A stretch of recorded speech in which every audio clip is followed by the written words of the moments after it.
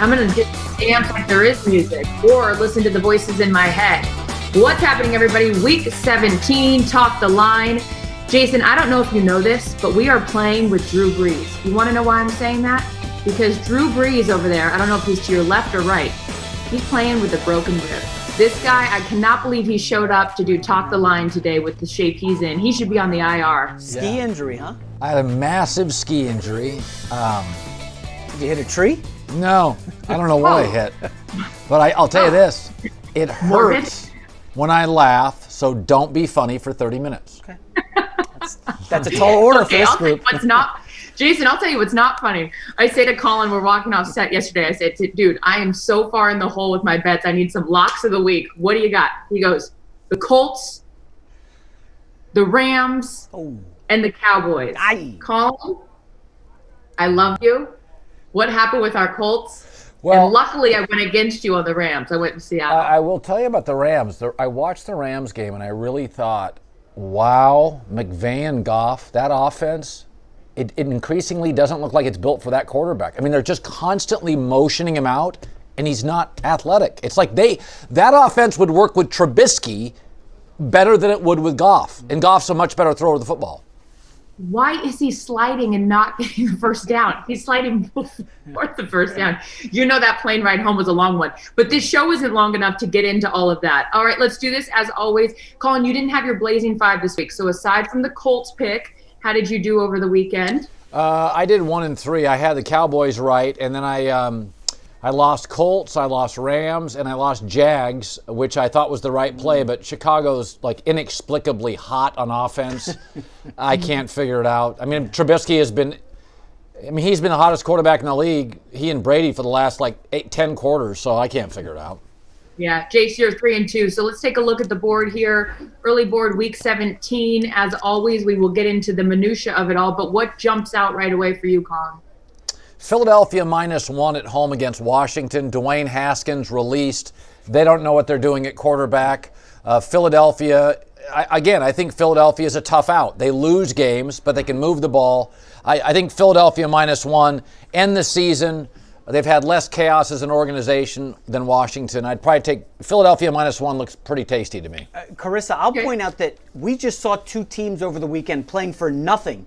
Absolutely play spoilers. 49ers against Arizona. Saturday, I had Arizona. That was a brutal loss. And, of course, yesterday, Washington laying a massive egg with Haskins against Carolina. Carolina playing for nothing. Just keep an eye on these teams. Everybody thinks, they're more motivated. They got to get to the playoffs. That doesn't mean anything. It's like such a silly narrative. Just keep an eye on those underdogs. Yeah, and I'm glad you're pointing that out because week 17, again, some of these teams that have clinched their playoff spot, resting their starters, which gets us into the first game that we'll talk about. Steelers at the Browns. No, you are not reading this incorrectly. The Steelers are favored here by 6.5. Tomlin has not said he's going to rest the starters, but this line tells me that all indications point to that. Colin, what side are you on here? I think Cleveland's a better team. I think Cleveland was embarrassed. I would take Cleveland to win by a touchdown. I do think Pittsburgh's won their division. They'll try to get healthy. They've had some key injuries this year. I like the Cleveland side. I'm mostly with you, Colin. I do wonder, though. So Mike Tomlin's offense has been in a funk for, 3 or 4 weeks? And then in the second half against the Colts, they break out. And now all of a sudden he's going to rest everybody to get healthy for, the playoff game and just say, hey, let's just stop the momentum. I do wonder maybe he plays them for a half, a quarter, just to keep some of that offense cooking. But I'm with Colin. Like, the Browns were a huge disappointment Sunday. There's all the hot tub jokes flying. Jay Glazer broke the news about how all these wide receivers were hanging out in a hot tub with somebody who had COVID, so they had to miss the Jets game. And then Baker Mayfield throws 53 passes with wide receivers who have never been in the offense.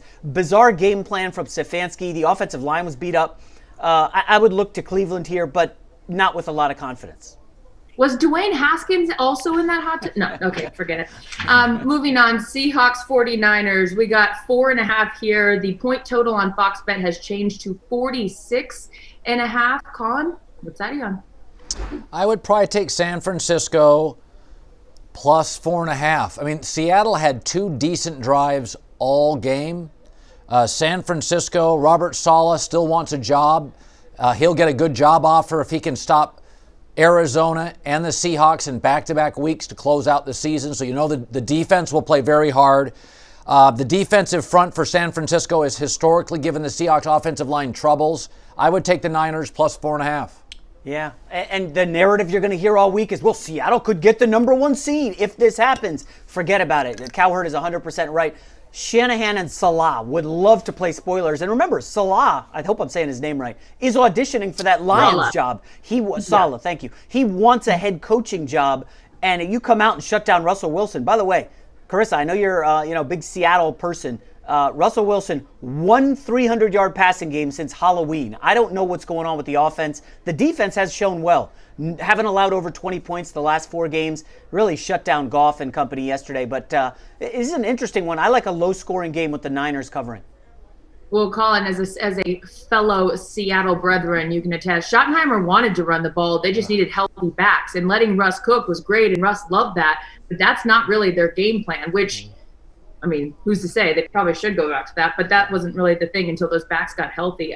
Game 3, we're looking at Packers and the Bears. Colin, you alluded to it. We don't know which Mitchell Trubisky we're going to get. Is he on the bench or is he in the MVP conversation?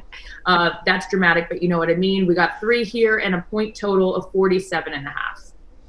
Yeah, this is one of these, Warren Buffett always talks about inner and outer scoreboard. Like a lot of people that have an outer scoreboard. They talk a lot, they have an ego, but deep down they're very insecure.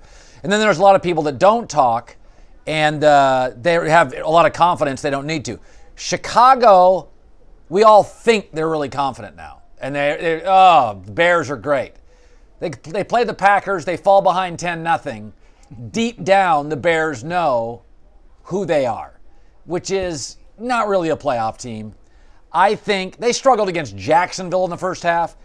I'll take Green Bay -3. I think Chicago, everybody's kind of fallen in love with them. This team is 3 weeks removed from everybody getting fired and Trubisky getting released.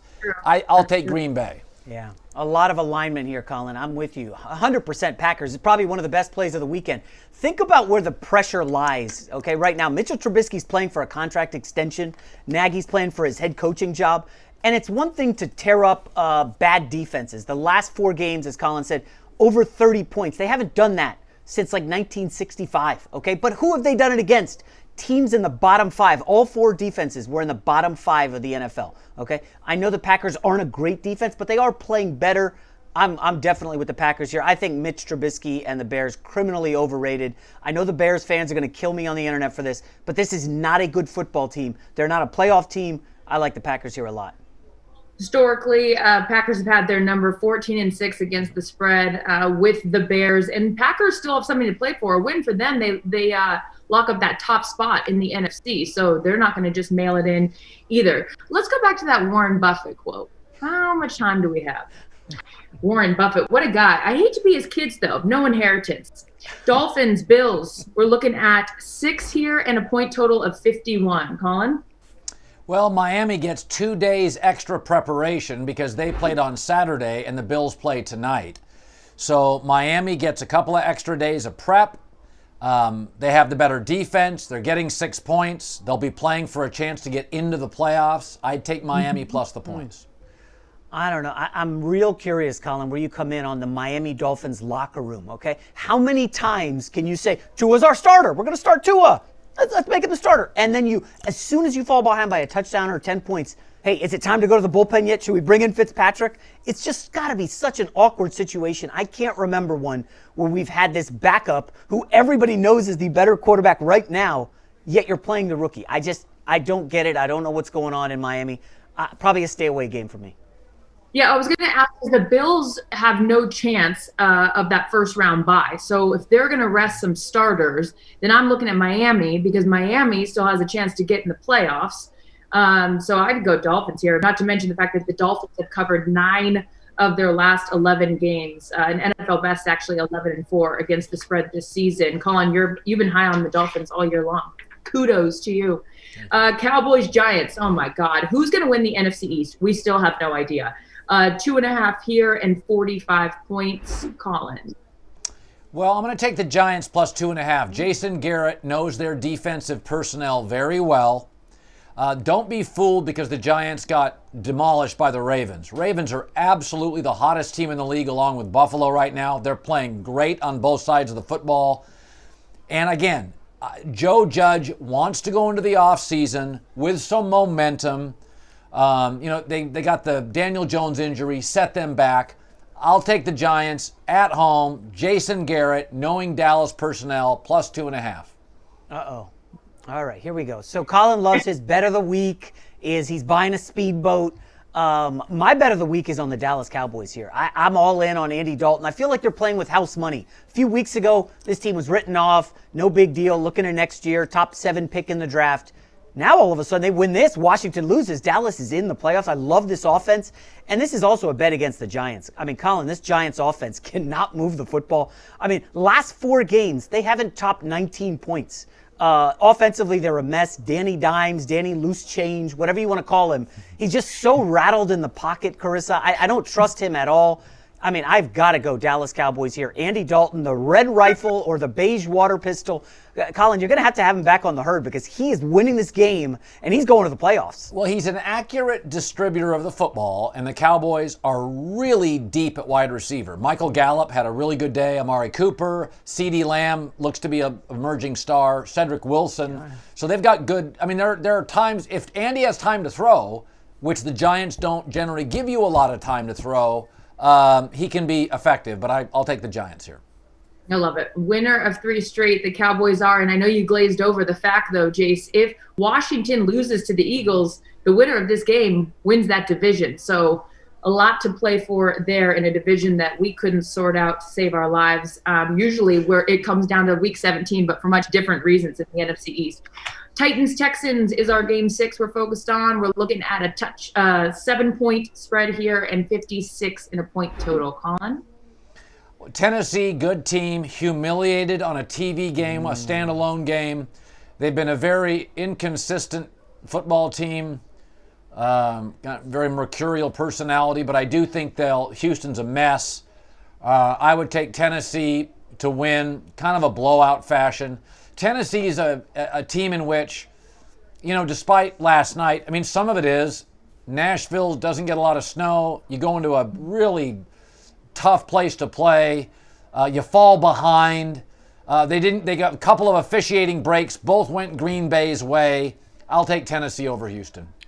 I didn't know it was SAT Vocabulary Monday. I mean, mercurial. That's like a $15 word. I'll try to level up with enigmatic, the Houston defense. I mean, they kind of contained Phillip Rivers, right, twice.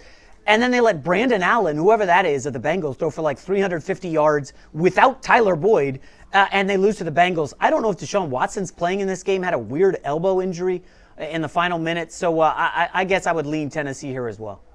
Well, I didn't need to vacillate on this choice. I am all Tennessee all day. The Texans have given up 26 or more points in 4 straight games. And as you mentioned, Jace, Deshaun Watson questionable in this one. Game 7, we're looking at the aforementioned Washington and Eagles game here. Colin, I know this was something that jumped off the board at the beginning. If you want to go next level with it, for those people just joining, Talk the Line. Yeah, I like Philadelphia here. I think it's just a great way to spoil the season for Washington. You got Dwayne Haskins out. He probably had some allies in the locker room. I think Ron Rivera's done a good job. But I think Philadelphia would like to end the season on a positive note. A lot of injuries again. I think they want to give Jalen Hurts another start, see where they're at. Again, good positive offseason for Jalen Hurts. So I like Philadelphia in this spot. Yeah. Just be careful, folks, backing Taylor Heineke if he is the starter for Washington. This was a guy, the story is great. He was studying for his ODU online finals. He's taken all these nerdy math classes, like really strong. Math and nature is one of the classes he's studying for. And then Ron Rivera calls him up and is like, hey, we need you to play because Haskins stinks. And Heineke looked passable, but again, I mean, a Week 17 game, season on the line, playoffs at stake. If he has to start over Alex Smith, no way I'm taking that. I like the Eagles. Math and environment? Math and nature. I mean, I don't know what that is. That's weird. Where's Matt Liner? Didn't he take ballroom his senior year or something like that? Which class is paying off more, nature or ballroom? Game 8, we're looking at Bills, Patriots, ladies and gents. 7 points. 46.5. Colin? Stay away game for me. I haven't had a feel for New England all year. They're a little hit and miss. I mean, Buffalo, I think right now is the best team in the league. What's the weather right now? I stayed away from this game. Yeah. We're looking at high 30s with clear skies in New England. I mean, if weather's not a factor, Buffalo's the better football team. Although, I just don't see New England moving the ball very well.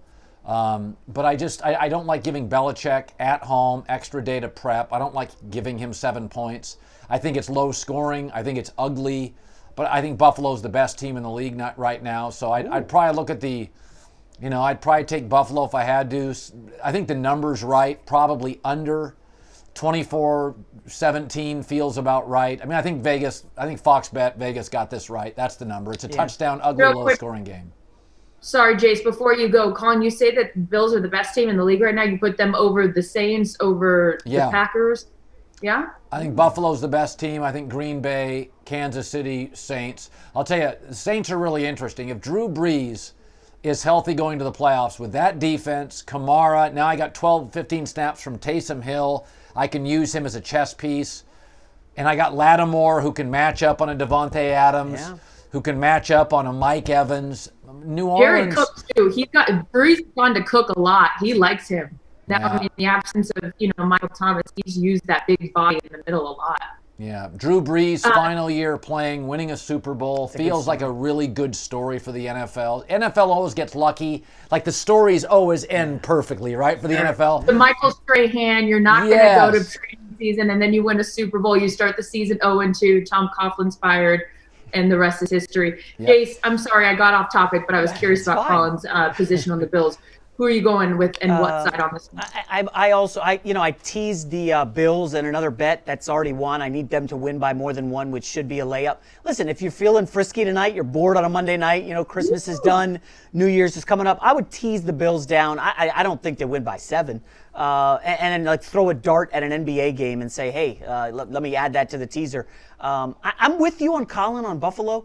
I just wonder, Kansas City's showing no urgency to win these games. They turn it on in the fourth or they turn it off at halftime. And Buffalo already lost to KC this year earlier. And Josh Allen was terrible. Kansas City sleptwalked through that game. I think Colin could be onto something with Buffalo maybe being a Super Bowl contender. Maybe sprinkle a little bit of Super Bowl futures on the Buffalo Bills and let that ride. Okay. I just like saying frisky. I hope Stephon Diggs feels frisky because he's my prop bet for the evening, as I do every week. If you are a little intimidated by getting in on the game action, pick a player and pick a side. I think that Stephon Diggs will go over 6.5 receptions. Only one game this season. He's gone under 6 receptions. He is a stud. Put your money on him. And also no Stephon Gilmore in that, so I expect some action on the backside of that defense without the former defensive player year being out. Fan question, Colin, as we do every week. Martin P says, now that we've reached the final week of the season, Colin, what are your biggest takeaways from the season as a bettor? Well, there's always been an argument on the value of preseason, but I think as a bettor, I felt lost for the first 6 weeks. You have a draft. I didn't get to see any of the guys that were drafted in the preseason. No stories on camp. You're just watching them raw play. So a lot of these rookies didn't have an impact early. Then they've had a great impact late. So I thought, it's funny, the value of the preseason, some coaches don't think it's that valuable. But as a bettor, I like just to get reps. I like to see people that, you can see an emerging player. And I felt for the first 6 weeks of this season, as a bettor, I kind of felt lost. I felt really good in the last 6 weeks. But, until about late October, I was just kind of like, you're doing some guesswork. When is this rookie going to play? How's he going to be effective? How's this free agent going to work? We were just... Well, not to mention COVID, right? Then now all of a sudden we don't know who's in, who's out, last second changes. I'm congrats on being lost up until week 6. It's week 17 and I'm still lost. I'm looking for a Thomas guide. So, well, if you look at the Cleveland Browns yesterday as a prime example, all of a sudden you're missing 6 starters. Yeah. So it's COVID's a great point. We do that Sunday NFL kickoff show, and I can remember twice in October literally coming to the show, and Schrager would go, "Yeah, that guy's out, that guy's out, that guy's out," and I'm like, "Boom, I've lost my bet." Like it was COVID. Yeah. No, exactly. Yeah, so it's like it didn't happen a lot, but I remember in October a couple times I'm like, oh, I'm losing a pass rusher, I'm losing a key left tackle. It's like COVID changed everything. It made it very challenging for bettors.